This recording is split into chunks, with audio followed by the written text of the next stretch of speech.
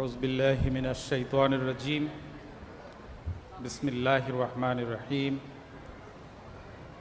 الحمد لله رب العالمين الصلاة والسلام على رسوله الكريم وعلى آله وصحبه أجمعين.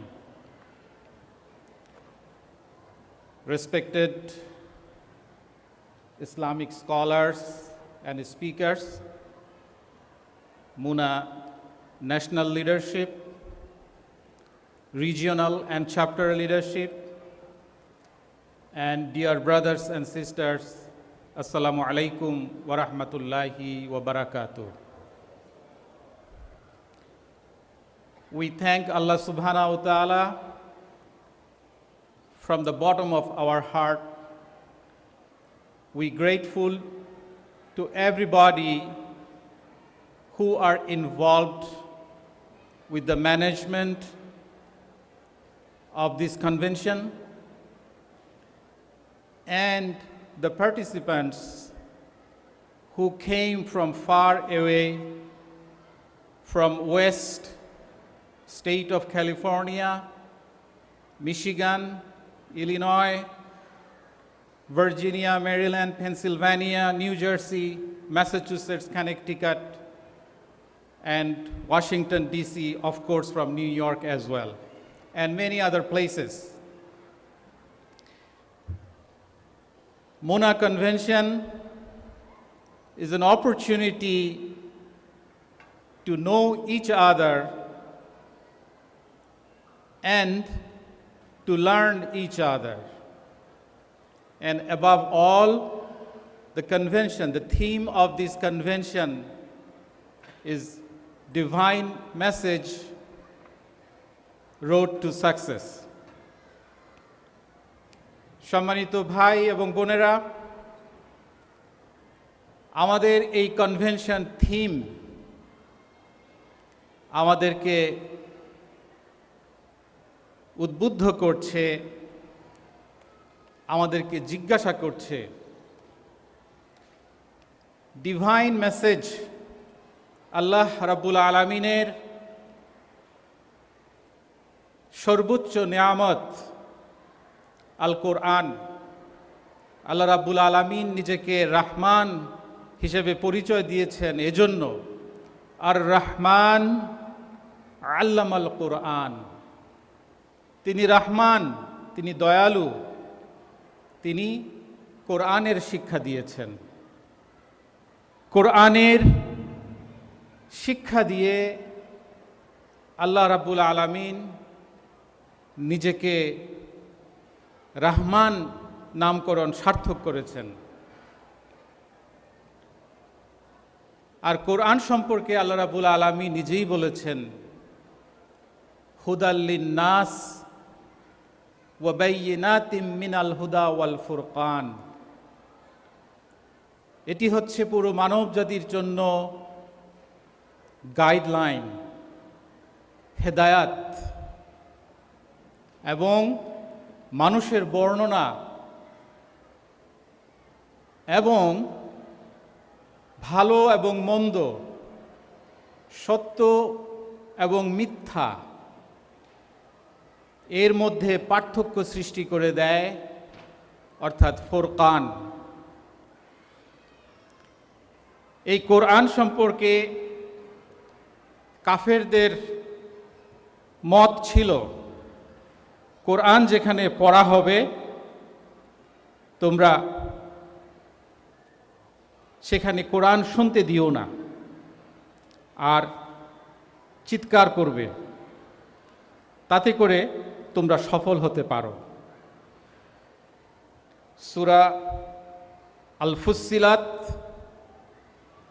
Verse number 26, ওয়াকাল আল্লাযীনা কাফারু লা তাসমাউ লিহাযাল কুরআন ওয়ালগাউ ফীহি লাআল্লাকুম তাগলিবুন। কোরআন শুনতে দিও না। আর এই কথার প্রতিধ্বনি আমরা পাই বিখ্যাত ব্যক্তি William Gladstone Prime Minister of Britain, who was elected 4 times. What he said, as long as this Quran exists, Europe will never be able to conquer the Islamic East. এই হচ্ছে প্রাইম মিনিস্টারের বক্তব্য। যতদিন এই কোরআন থাকবে ততদিন ইউরোপ কখনো পূর্বের ইসলামী জগৎকে বিজিত করতে পারবে না, পরাধীন করতে পারবে না। এই কোরআন আমাদেরকে বলে দেয়, ইয়া আইয়ুহাল্লাযীনা আমানু দুখুলু ফিস সিলমি কাফা, হে ঈমানদাররা, তোমরা পরিপূর্ণভাবে ইসলামে প্রবেশ করো, কোনো অংশ বিশেষ প্রবেশ করে তোমাদের কল্যাণ নাই। এই কোরআন নিষেধ করে দেয়, সতর্ক করে দেয়, আফাতুমিনুনা বিবাদিল কিতাবি ওয়া তাকফুরুনা বিবাদ, তোমরা কি কিতাবের এক অংশকে বিশ্বাস করো আর অপর অংশকে অবিশ্বাস করো। এরপরে আল্লাহ রাব্বুল আলামিন বলেছেন, যদি তোমরা করো, জেনে রেখো পৃথিবীতে তোমাদের উপর লাঞ্ছনা, বিপদ আপদ, অপমান সব কিছু আসবে, আর পরকালে তোমাদের জন্য রয়েছে কঠিন শাস্তি। এই কোরআন আমাদেরকে শিক্ষা দেয়, যখন কোরআন তেলাওয়াত করা হবে তখন যারা ঈমানদার তাদের ঈমান বৃদ্ধি পাবে। আর ঈমানদারদের আরও বৈশিষ্ট্য হচ্ছে, যখন আল্লাহর নাম তাদের সামনে উচ্চারণ করা হবে তাদের অন্তর ভয়ে কেঁপে উঠবে। সম্মানিত ভাই এবং বোনেরা, এই হচ্ছে কোরআনে দেওয়া, আল্লাহ পাকের দেয়া মুমিনের পরিচয়। সত্যিকার যদি মুমিন হয়ে থাকি, আল্লাহর নাম উচ্চারণ হলে আমাদের অন্তর ভয়ে কেঁপে যাওয়ার কথা। আর কোরআন যখন তেলাওয়াত হবে আমাদের ঈমান মজবুত হওয়ার কথা। আমাদের আত্মজিজ্ঞাসার সময় সত্যি আমাদের তা হয় কিনা। আমরা এমন এক সময়ে বসবাস করি যখন আমাদের প্রিয় মাতৃভূমি থেকে আমরা খবর পাই মানুষের নৈতিক অধঃপতন, মানুষের বিপদগামিতার বিভিন্ন করুণ চিত্র। এই গত কয়েক সপ্তাহের মধ্যে যে খবরগুলো আমাদের আসলো, মায়ের পেটের শিশু জন্মলাভ করার আগেই মায়ের পেটে গুলিবিদ্ধ হচ্ছে, শিশুকে হত্যা করা হচ্ছে প্রকাশ্যে পিটিয়ে। সেখানে কি কেউ ছিল না? কেউ বলার ছিল না এইভাবে নির্মমভাবে একটি শিশুকে তোমরা মেরো না?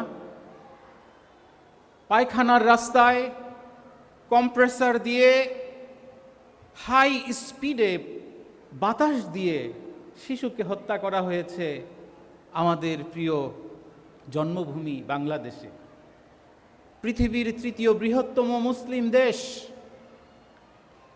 এই চিত্রগুলো কি এনাফ না? এই চিত্রগুলো কি যথেষ্ট না আমাদেরকে জিজ্ঞেস করার যে আমরা কি কোরআনের আলোকে সত্যিই আলোকিত হয়েছি? যদি না হয়ে থাকি, আসুন কোরআনের ব্যাপারে আমরা সচেতন হই। আজকে কনভেনশনে যারা এসছেন, আমেরিকায় শুধুমাত্র বাংলাদেশি কমিউনিটি না, মুসলিম কমিউনিটি না, আমেরিকার জনগণের কাছে কোরআনের পরিচয় আমরা তুলে ধরি উত্তম চরিত্র, উত্তম আদর্শ এবং সঠিক পদক্ষেপের মাধ্যমে। যদি তা আমরা হতে পারি তাহলে আমরা সফল হব। আমার বক্তব্যের শেষ প্রান্তে এসে আমি একটি হাদিসের আলোকে সামান্য একটি কথা বলতে চাই। আপনারা জানেন আব্দুল্লাহ ইবনে মাসউদ রাদিয়াল্লাহু আনহু ছিলেন অত্যন্ত বড় একজন কারি। কোরআন তেলাওয়াতে তিনি ছিলেন অত্যন্ত উঁচু দরের একজন সাহাবী। রাসূলুল্লাহ সাল্লাল্লাহু আলাইহি ওয়াসাল্লাম অনুরোধ করলেন, আব্দুল্লাহ ইবনে মাসউদ তুমি একটু কোরআন তেলাওয়াত করো। আর আব্দুল্লাহ ইবনে মাসউদ রাদিয়াল্লাহু আনহু বললেন, যার উপর কোরআন নাজিল হয় তার সামনে আমি কোরআন তেলাওয়াত করব? তখন রাসূলুল্লাহ সাল্লাল্লাহু আলাইহি ওয়াসাল্লাম বলেন, হ্যাঁ তাই করো। আব্দুল্লাহ ইবনে মাসউদ রাদিয়াল্লাহু আনহু সূরা আন-নিসা থেকে 1 নম্বর আয়াত থেকে শুরু করলেন। যখন 41 নম্বর আয়াতে আসলেন, যার সারমর্ম হচ্ছে আল্লাহ পাক বললেন, তখন কি হবে যখন প্রতি কমিউনিটি থেকে, উম্মত থেকে আমি সাক্ষী এনে দাঁড় করাবো, আর মুহাম্মদ সাল্লাল্লাহু আলাইহি ওয়াসাল্লাম আমি তোমাকেও তাদের উপর সাক্ষী হিসাবে দাঁড় করাবো, তখন কি হবে? তখন রাসূলুল্লাহ সাল্লাল্লাহু আলাইহি ওয়াসাল্লাম আব্দুল্লাহ ইবনে মাসউদ রাদিয়াল্লাহু আনহুকে বললেন, আব্দুল্লাহ, এনাফ, স্টপ হিয়ার নাও। এবং আব্দুল্লাহ ইবনে মাসউদ রাদিয়াল্লাহু আনহু বলছেন, আমি দেখলাম রাসূল পাক সাল্লাল্লাহু আলাইহি ওয়াসাল্লামের চোখ পানিতে ভরপুর। তিনি কাঁদো কাঁদো অবস্থায় নিজেকে দেখতে পেলেন। তার কারণ হচ্ছে, যখন পুরো মানব জাতিকে দাঁড় করানো হবে আর রাসূল সাল্লাল্লাহু আলাইহি সাল্লামকে দাঁড় করানো হবে, হোয়াট দে ডিড, এই শিক্ষা আমাদের বেলায় প্রযোজ্য।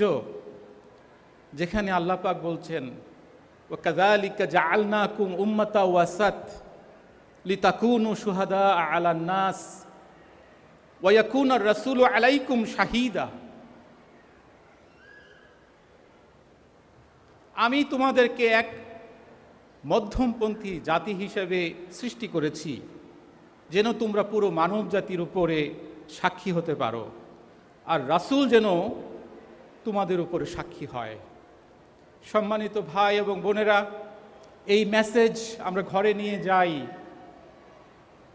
আখেরাতে হাসরের ময়দানে আল্লাহ পাক আমাদেরকে যদি দাঁড় করান যে তোমরা পুরো মানব জাতির কাছে কি সাক্ষী দিয়েছ, আর রাসূল সাল্লাল্লাহু আলাইহি সাল্লাম যদি আমাদের জন্য শাফায়াত না করেন, তাহলে আমরা বিপদে পড়ে যাব। আসুন সম্মানিত ভাই এবং বোনেরা, কোরআনের শিক্ষায় নিজেরা শিক্ষিত